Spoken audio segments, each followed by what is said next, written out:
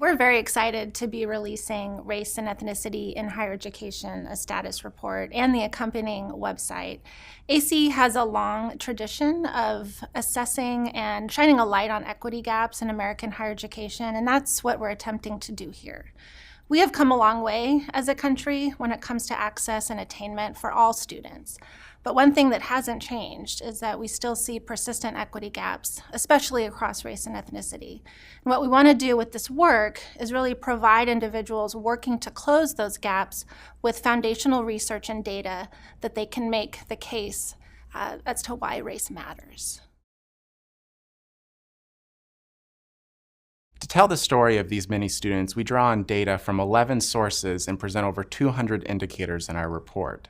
These data help us to better understand not only the makeup of individual institutions, but also allow us to track the educational journeys of students, their borrowing behaviors, and essentially how they pay for college and what they choose to study.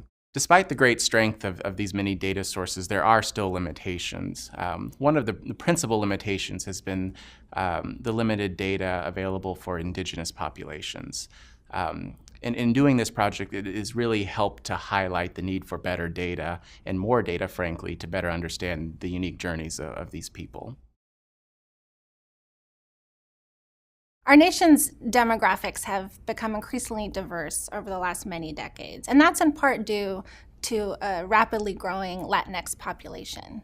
But even while this population is growing, and even while they have made gains in educational access and attainment at the post-secondary level, they nonetheless have some of the lowest levels of educational attainment overall. This is also true for indigenous populations, and a group that I'm particularly concerned about are African Americans in this country. We see some of the highest dropout rates when it comes to those pursuing a bachelor's degree among this population, and some of the largest debt burdens.